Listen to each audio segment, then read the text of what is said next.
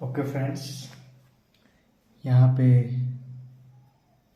Definition पूछी गई है। फर्स्ट डेफिनेशन है modulus of elasticity, second Poisson's ratio. इसका स्पेलिंग ऐसे भी लिख सकते हैं आप, पॉइजन डबल एस आता है, पॉइजन्स रेशियो।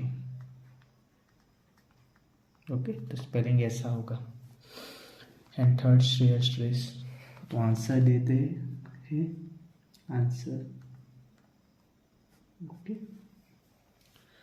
तो फर्स्ट डेफिनेशन क्या है? Modulus of elasticity.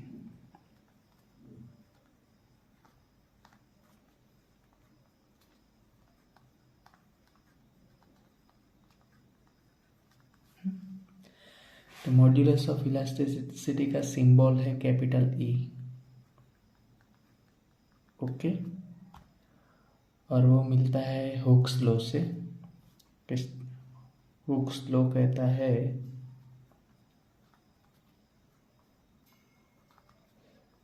Stress is proportional to strain.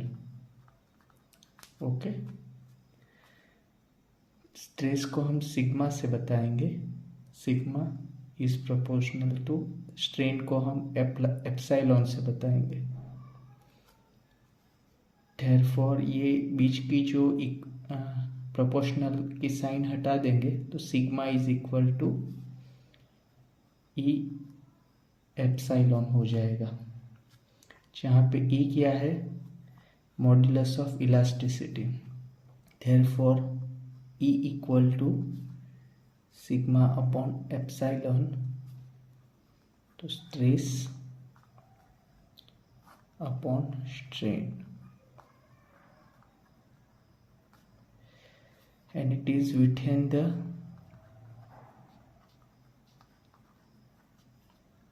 elastic limit.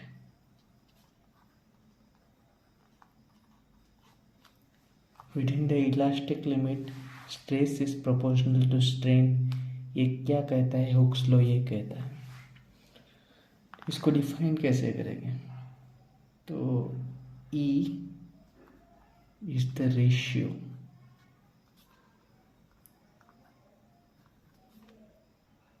of stress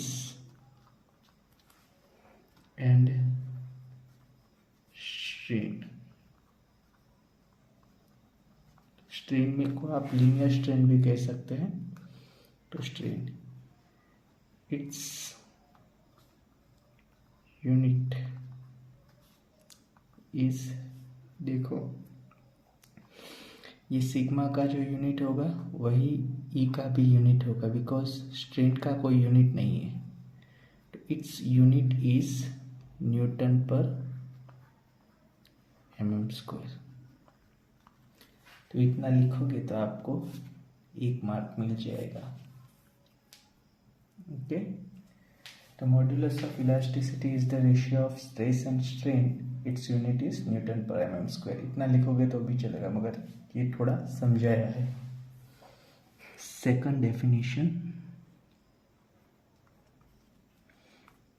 poisons ratio.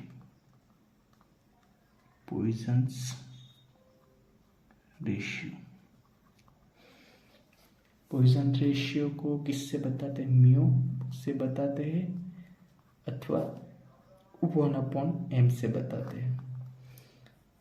तो mu equal to 1/m equal to lateral strain upon linear strain.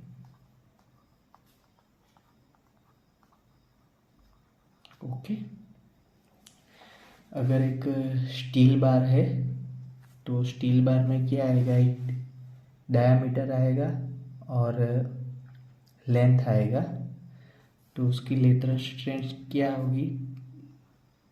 Change in diameter upon original diameter divide by linear strain क्या होगी? Change in length delta L upon original length. तो ये सिर्फ समझाने के लिए, बाकी इतना इनफ है। तो Poisson's ratio, it is the ratio, वो एक रेशियो है of linear strain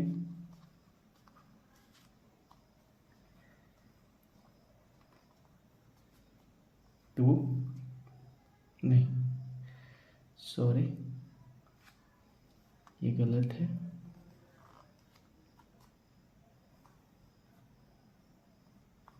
it is the ratio of lateral strain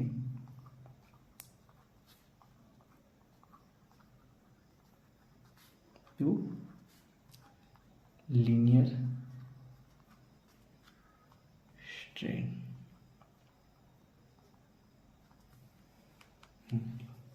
Okay, it is ratio of lateral strain to linear strain, and it has no unit. Okay,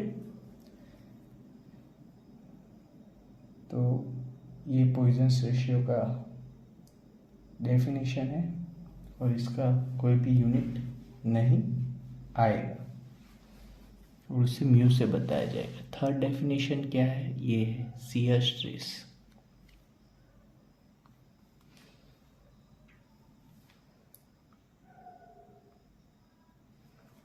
shear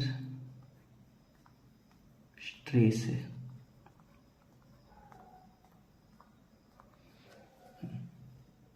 ये समझ लेते हैं। इसको समझने के लिए एक फिगर बनानी पड़ेगी ऐसे। ये एक ब्लॉक है, इस पे यहाँ से भी फोर्स लग रहा है और यहाँ से भी फोर्स लग रहा है। ओके, तो इससे क्या होगा?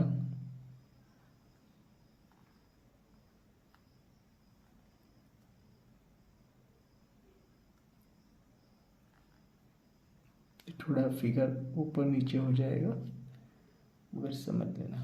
ये फोर्स इसको इस साइड ढकेलेगा ऐसे,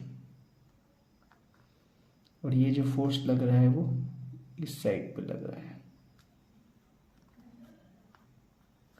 और बीच में से ये शियर ऑफ हो रहा है, मतलब एक तरह से कट जैसा हो रहा है, शियरिंग हो रहा है। तो तब जो स्ट्रेस डेवलप होती है उसे शियर स्ट्रेस कहते हैं। तो ये जो सेक्शन है ये पूरा है रेजिस्टिंग सेक्शन। तो शियर स्ट्रेस को कैसे डिफाइन करेंगे? When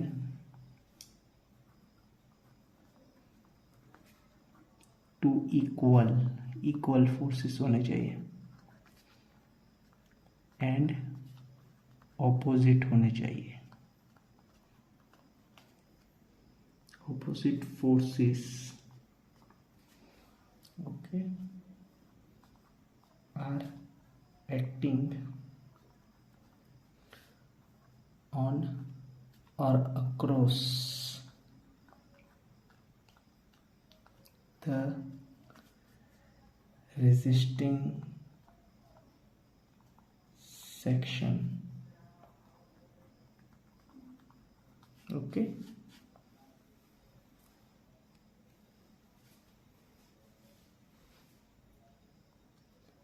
due to which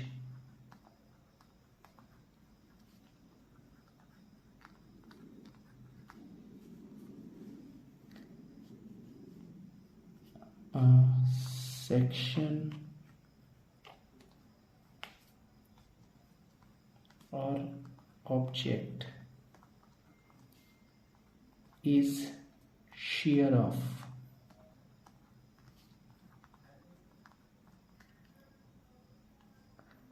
across the section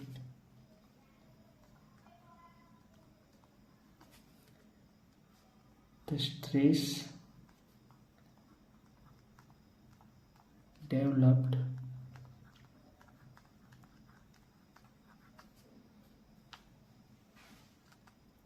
is called shear stress.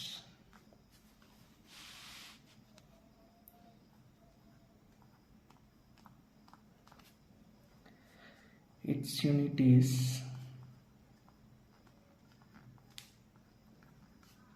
Newton पर mm स्क्वायर. मतलब दो इक्वल और अपोजिट फोर्सेस किसी ऑब्जेक्ट पे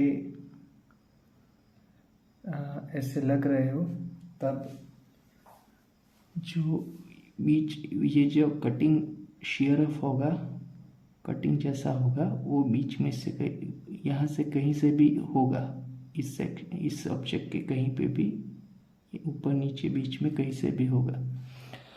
तो इसके कारण क्या होगा, ये ऑब्जेक्ट शेयर ऑफ हो जाएगा. मतलब ब्रेक मतलब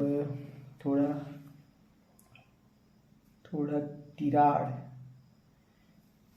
मतलब यहाँ पे कट होने का ट्राई करेगा ऐसे.